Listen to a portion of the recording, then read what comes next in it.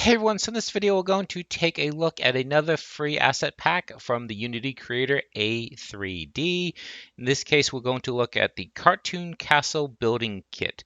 So you'd simply go to the Unity site, click on the button that says Add to My Assets because it's free, no purchase required, and then once you do, that will make it accessible in your assets. So to get to it, you would then go to Window, you'd go to Package Manager, filtered by My Assets, and then download it from there. So you get this folder, Cartoon Castle Building Kit. I think the name Cartoon is a little bit misleading, not in a bad way, but I would say that these are better than cartoonish. It's not like they're flat shaded or anything. They actually look pretty decent. It's just they're not photorealistic either. But decide for yourself. So when you download it, you get this folder, and there's a README. You can pause the video, or if you download the file, you can read it yourself. And then it's just basically giving a rundown of the stats.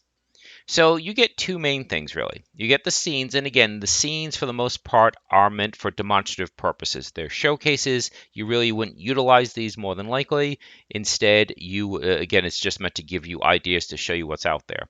So in this one, all models, it's just that. This is showing you everything that comes with this package. So it's not really a showcase you would run because the camera is fixed and it's not interactive. So if you're going to look at the scene, it's really going to just keep it in development mode or dev mode. And you can see the variety that you get here, and you can see how they're like progressive in size. So you've got like 1, 2, 3, so on and so forth. You have the difference between some of these are just like a different texture. So like this matches this, but you have this additional styled block on the outside. So it's nice that they give you iterative versions of these objects. It's not just one size fits all. And again, you can see 2, 3, 4, 5. And then a lot of these are just repeated, making them thicker walls. Got columns, and again, sometimes the difference from the columns, like this one is hollow. Some of them, it's just having like this is the same as this, except for the top. And then you could always mix and match if you want these to be higher up. You could always take like one of the single blocks and put them on here. Although I do want to call out, not all the blocks are of the same size. So you have to be cautious with how you do it, and I'll show you that in just a minute. So, like for instance, well, I'll show you in an example. So, okay. So that's what you get as far as all the individual objects. This is just an example scene. Again, you would probably not actually use this because it's not that much to work with, but it's giving you an example of what you can do. Here's another one. This one's more internal, like a dungeon. Here's another one. Looks like we got some lava or something on the ground. And here's basically an extended version of the other one they were looking at. Here's more of a full castle. You can actually go into this one. It's open, but once you do, you can see there's no floor, so you definitely would have to add more to it. But that's fine. Generally speaking, if you're using a pre-existing asset, if possible, you're going to want to do some modifications to it, so it won't look exactly like what someone else is using. And another castle, this one you can't go into. There's like a door in front. I mean, you could certainly put the camera in there, but this one looks like it's designed not to go in because of the gate. And then another indoor dungeon, and this one's a little bit larger. For something like this, one of the reasons why you'd use something like this is maybe if you're using like a turn-based strategy game, so you have like the opponent units over here, your units are here, each one moves one turn at a time, you could definitely use it for something like that. You certainly could use this for a real-time game as well, just throwing out different ideas. Okay, so what you would really do with this is you would use the prefabs, and it's just a matter of really putting them together. And these should look familiar because we reviewed these in the first scene. I'm not going to go through all these, but we've got a spider web, got like a curtain, or like a tattered banner. Again, we looked at the walkways,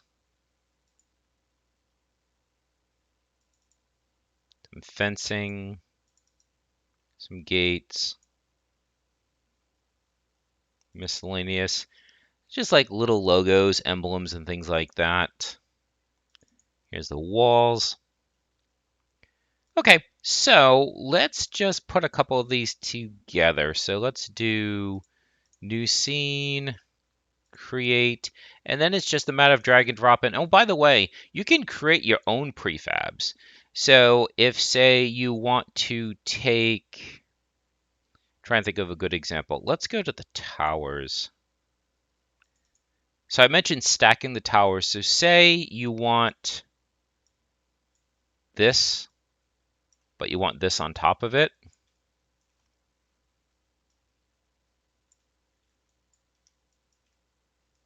I'm just going to kind of eyeball this.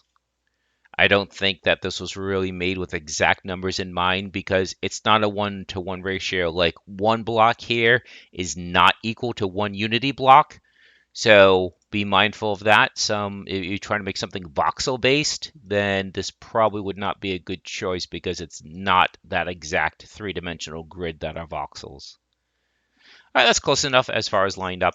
And what you can do now, so you just go into child, that one. So the bottom one is the parent. And now you can take this, put it here. Do you want original prefab? Yes. And now you don't have to do that all over again. So if I delete this,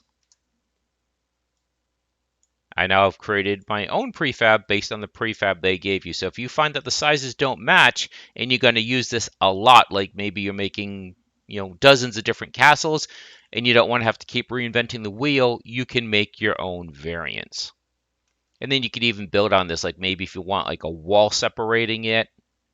And then once you've created the prefab, you can actually double click into the prefab itself and make the changes here. So maybe you want a wall in between. Let's take this and then we'll rotate this 90. Nope, wrong one. There we go. And you're going to have some overlap on the blocks. That way you don't have a gap in the middle. Or what you could do is if you don't want to overlap the blocks, then you'd have to find something else to fill in that gap. Maybe come up with some kind of mini block or something. But for now, we'll just overlap it. It fills in the gap. And then we'll take this. We'll slide it over. And again, I'm just eyeballing it. I'm not going for the exact numbers.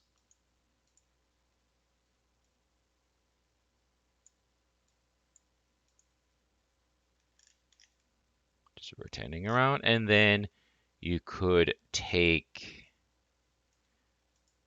actually in this case, I will have to recreate it because I'm in the prefab itself.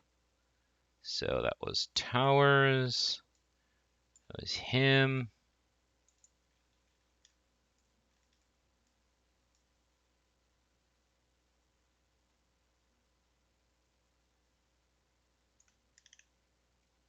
And this was him on top of it.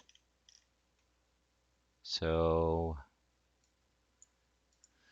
this one is 001592. So we'll go to 001592. And then we just lift it up. And then it should be the same height as this one. So this one is 675. So we'll go 675. There we go. And so now you've created, basically, you've got towers on both sides with a wall in the middle. You could keep building the wall up. But now this, you delete this from the scene, you can see you've created your own prefab. So you can start assembling castles pretty quickly. So that's one possibility, that rather than jumping right into making a castle, you might want to take these prefabs and make more prefabs. I mean, maybe this isn't going to be a castle. Maybe this is going to be like a wall, a really long wall, and then you have archers on top. And so you're not going to want to have to keep recreating this. You can just drag and drop, drag and drop. Now, one thing that you'd probably want to do is, in this case, we put this on the side. So you might not want to do that. Why? Because if you don't, now this tile. So if I take another one, this way I don't have, like, say, a duplicate tower, because what I did a minute ago, you'd have had two towers next to each other. And then if you want a corner, oops, sorry. Let's just drag this one in again. And then this you would rotate. Until you make this -90.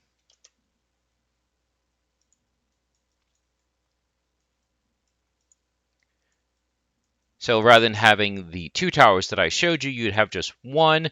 And then what will happen is that if, say, you're making an entire courtyard, then the last one here would fit right into here, and you don't have any extra towers. So I'm not going to keep going with that. I don't want to waste your time. I just wanted to give you an example of what you could do with this. Okay, so I think that should about do it. Okay, so if you have any questions, just let me know. But like I said, this is the Cartoon Castle building kit. It's free. It's by A3D, and it's on the Unity store. There might be a couple more assets that I'm going to try by them.